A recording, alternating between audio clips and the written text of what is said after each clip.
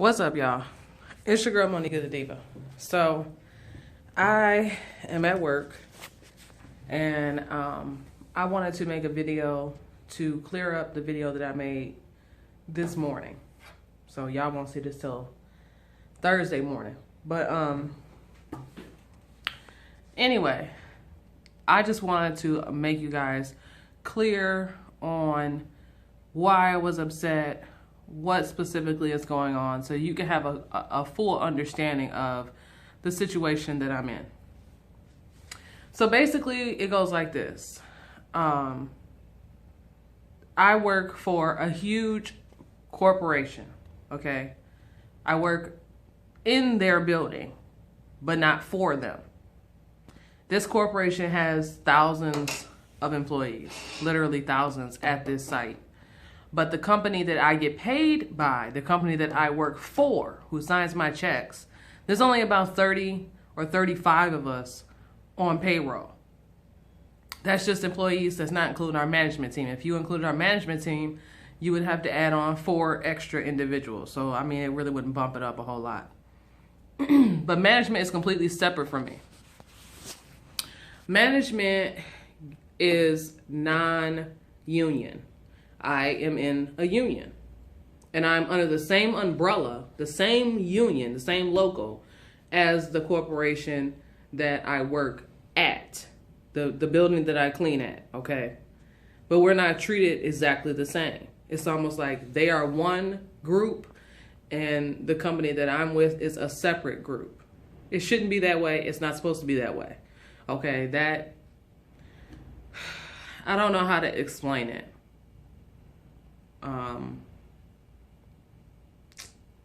I can't think of another analogy to explain it, but it's the same group. We're all under the same union, but we're treated separate, as if we're beneath them. The other problem with being in a union, I don't know if any of you are in one or know someone who was in one, is the fact that the union was specifically created to help people not to lose their jobs, to not be written up for things that have not been completely discussed fully with the union and management. So it stops it from going on their permanent record. If you were to be late several times in a row, even though there are policies and procedures, the union would be there to step in and to fight on your behalf. So pretty much, if you are a good employee, if you come to work on time, if you do your work, if you don't miss a day, if you don't have a lot of complaints, then there really isn't much that they can do for you. And for me, I'm that person. So 9 times out of 10, when I have a complaint, it's not towards management. There have been very few times in my history of working here that I've had problems with my actual management. I've always have problems with my union, like constantly. And that's because in the union, they don't want you to go against your brother or your sister. Okay, that's what they call your fellow employees or your fellow union brothers and sisters. So it doesn't matter if it will be from the corporation I work in the building of or from the company that I get paid by. It don't matter who I got a problem with. I'm not supposed to do that. So I can't make a formal complaint because I have tried that. I've tried to write a grievance. I've tried to turn it in. That's how you would go about doing it. You would write it down and turn it into your union official. And they have torn my paperwork up and thrown it in the garbage can. And yes, that's completely illegal. But what are you going to do? I mean, they stick together like glue. There's nothing that I can do. I have no voice. They're supposed to be my voice. It's almost like they take money out of my paycheck. And because of that money, it supports them in anything that they need, in training, in paperwork, in travels, anything that they need. That's what that money is supposed to go to. And so it's like I'm paying a lawyer, and because I'm supporting you and your establishment, you're supposed to fight for me. That's not what's happening. What's happening is if I was one of those employees who missed work, who didn't come in and do their job, who always got complaints, then I would go to the union, and the union would back me up. And they would say, hey, so-and-so doesn't deserve this type of treatment.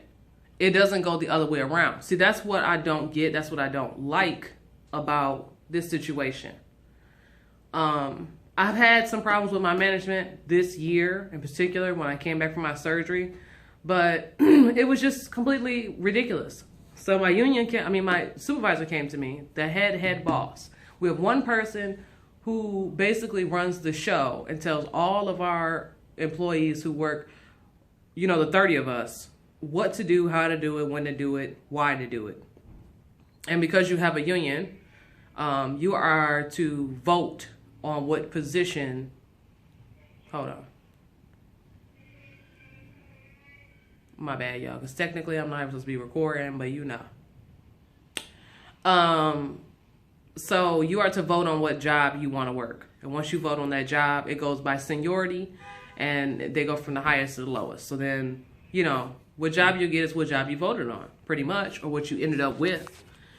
So my problem is this. When the supervisor came to me, the head boss, they were like, this was their exact words, I need you to do this person's job because I can't make this person do their job. I have told them to do it, and they refuse to do it. I find them hiding and sitting down and playing games on their phone and outside of their work area. And when I check that area in the beginning, middle, and the end of the day, the work has not been completed. Well, this would mean that you're supposed to do your job because you have all the right, backed up from the union and from your rules and regulations from the company, to fire this individual for insubordination. Not to mention to write them up. And if you get 3 write-ups on your record, you get terminated permanently. But no, instead they would come to me because they don't want to fight this battle with the union. Because like I said, the union will help that individual. The union will take it to the top. They will call the corporate union and say, hey, we need your support. Because what we have here is the 30 of us. There are 4 union officials, 1 for each shift, and then a head guy. You got like a chairman. That's what he's called. And then the chairman talks in conjunct with an individual who works for this corporation that we work in the building of. And this corporation's guy, he supports and represents all the people that work for the big company, but he'll come over and talk for us and give us a voice as well. The only way that I have ever gotten anywhere with my union was because I called above that guy, above the guy who speaks for us that has a voice. I called his boss. I called the president of the union. And then he did something. I can't go calling the president every single time something comes up. Because it happens, 1, it happens way too often. And 2, it took a lot of legwork to make that happen. I'm just too tired. I'm too burnt out. So I basically just went off on my boss. I told her, because I'm thinking in my head, if you can't make this person do their job, it's not going to be like I get fired. My bad, y'all. My phone stopped recording. Anyway, I told this person how I felt, and I just basically said, this is malarkey. You shouldn't be asking me to do someone else's job. I have bidded and voted on my position. I have an 8-hour job. I do it to the max. I shouldn't have to cross over and do someone else's position. Because there's so few people on shift that if you don't do what you're supposed to do, someone has to pick up the slack. I mean, if there was double the numbers, if there was 60 of us, it wouldn't be a big deal. But the problem is that there are only like 6 or 7 of us who come in and do what we're supposed to do and never get in trouble, and management never has any issue with us. The other 23, like literally all of first shift and damn near all of second shift, don't do anything. Especially if you're a union official, because you feel like you're just untouchable. You're like a god. You know what I mean? People come to you and beg for your help and beg for your support, and your job is to go in there and yell and scream and pound your fist down on the desk of management. So these people feel like they could just walk on water, and it's completely wrong. And yeah, I do get fed up a lot, because it's just, especially when we have like big audits or walkthroughs or checks, I get so upset because people are just running around freaking the hell out. And it's like, there's a million things that you could be focused on besides me. But the answer that I always get is, don't worry about what someone else is doing, worry about what you're supposed to do. Well, it'd be a lot easier to do my job if you enforced the rules and made everyone work and do their job. Because we clean the building, it's a team effort. Does that make sense? If I don't do my part, someone else has to do it. It's just no other way around it. It has to get done because the corporation because there's so few of us, they look at us and they say, okay, you should be blessed to be in this large facility, to be getting paid the money that you get paid to come in here and do the very little work you have to do, which I will say, it's very little work and it's very easy. It's not that I hate my job.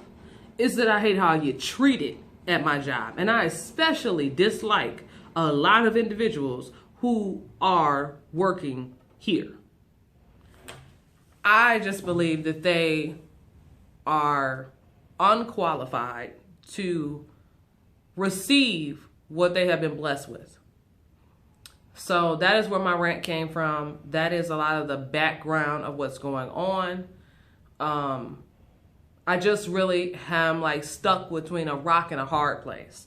I'm not ready to quit my job because I make such significant money. This is the most I've ever made in my life. And it increases with every new contract that we sign. But we have to be able to sign a contract because the big corporation, which we work in the building of, has to see us and say, wow, they're really doing a great job. They're really keeping our facility clean.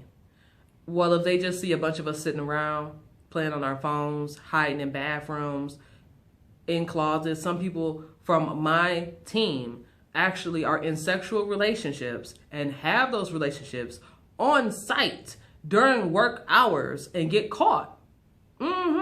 Trifling. But that's what reflects on us as a whole. So yeah, I'm a little pissed off. Okay? And I have rough days. And I wish I could take a break, but I can't take a break because this is the only way to bring food into the home. This is the only way to help me to take care of my mother. You know, I just got power of attorney for her. The paperwork got sent over. And it's not power of attorney for healthcare. It's power of attorney, which was something I wasn't expecting. I think we had a little miscommunication, but it's done. And I don't want to go back. It's taken me years to get to this point, so I'm just going to accept it.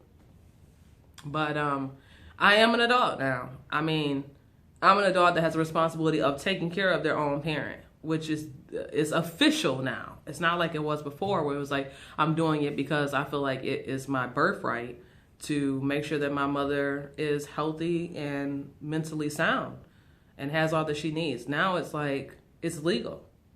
On top of that, I have a brother who has mental health because he had a nervous breakdown when my uncle died. And it's basically me and my father. But my father wants nothing to do with the situations because he's been holding it down for the last 30-something years. He's just tired too. He just wants to be with his woman because he has a woman in his life and it's not my mom. And retire, you know, and travel the world. And I totally get that. But I have responsibilities that are very, very heavy on my shoulders. I'm always living in this strict, I don't even know how to describe it. It's like I always have to get up and do the same thing every day, and I can't play around, I can't joke around. So yeah, I had a little, you know, upset moment yesterday. So please forgive me for that. I hope that this helps you to understand where I'm coming from and why I reacted the way I reacted. If you have any questions about the situation and how all of this happens, just ask me. I'm not going to give you guys updates every day about my job, but you know, as time goes on, if something happens, I will let you guys know. I did take down the video I put up yesterday because I just felt like it was too raw. Y'all don't know me to that extent. We're trying to get there, but you don't know me like that. So I felt like it might have just come off a little bit too in your face. But yeah, you can see my demeanor now. I'm my normal self. So I don't think it's the Chanix or anything like that. I do see a therapist on the regular, and she is making sure that everything is going right with the Chanix. I see my doctor every other week just because I was really nervous about taking it. I mean, I read a lot of reviews. I read a lot of the symptoms that could happen, court cases. Like I did the whole research and everything, but I just really, really want to stop smoking. And it's not a joke. It's like, it's hard to just stop something that you've been doing. I've been doing this for like the last 10 years. It's not been a long, long time, but 10 years is quite a while. And I just want it gone out of my life permanently without me having to freak out and gain 25 pounds or, you know, fight to stop and then go back in and fight to stop and then go back. So Chanix is one of those things that they say has worked for people, and people have never gone back to smoking when they have done the complete program. So yeah, today is day 13. I have not taken my pill yet. I'm going to take my pill. I forgot to tell you guys that one thing about the Chanix is it makes me totally constipated. Like, I have to take a Phillips tab, you know, those laxative softeners. I have to take 2 or 3 of those a day or I will not go. I can eat cabbage and that'll make me go, and prunes, but other than that, I'm just SOL. And my dreams are vivid, but they're not scary dreams. They're not angry dreams. They're happy dreams. I usually dream about makeup, or I dream about my fiance, or a TV show that I've been watching. I've been watching Lost like crazy. Love that show. I never watched it when it was on TV, but I'm Netflixing it right now, and I'm almost done with the entire show. And it is the bomb. So if you have not checked out Lost, please do. What is the other thing? I have lost a few pounds. When I went to the doctor this morning, she said that I lost almost 2 pounds. I think like 1.7 pounds or something like that. And then when I came home, I weighed myself again, because each scale that you weigh yourself on is going to be different. And I always weigh myself bucket naked and at the end of my day, because at the end of my day, well, usually at the start of my day, usually I wake up and then I drop all my clothes and then I weigh myself, because that's when you're the lightest. But I was just curious today, and I came home and I did it as I was getting in the shower. And my scale said I had lost an additional 2.6 pounds. That's probably not actual weight loss. That's probably just because of my cycle. I just ended my cycle, and I hold 4 to 5 pounds of water weight every time I start my cycle. So 9 times out of 10, that's what that was. That's pretty much all I can tell you on the Chanix. Like I said, at the end of the week, I will put beneath this video now, we're going to move from the old video, which is now totally gone, to this one. And I will put my weight loss, my inches, that whole 9. And I am going to order from Adore Me. So when that package comes in, I will show you guys what I got. And yeah, just let me know if you would like to see any type of bridal videos, because like I said, I'm going to be getting my dress altered this weekend. I can show you when I picked out my dress and how I found it. I can show you my girls and them trying on their bridesmaid dresses, because we're doing things a little unorthodox just to make it more affordable for everyone. I can take you guys out to the hall, because I actually have to go talk to the wedding coordinator. You can see where we're going to get married at. My DIY projects. I mean, I got a bunch and tons of stuff. So yeah, you will see 2 videos from me today. This will be the first one. The next video will be my birthday haul, because tomorrow, Friday, is my birthday. So happy Cinco de Mayo to everyone out there. And thank you so much for taking the time to watch this video and just trying to understand me as a person even more. I really appreciate it. And I'm sorry for my freak out yesterday, but I hope that this kind of clears it up. And like I said, if you have any extra questions about what's going on and how things happen and why, all you have to do is ask me. Okay? And I love you guys. Thank you very much for subscribing to my channel and watching this video. I will see you in a few moments. Bye. Deuces.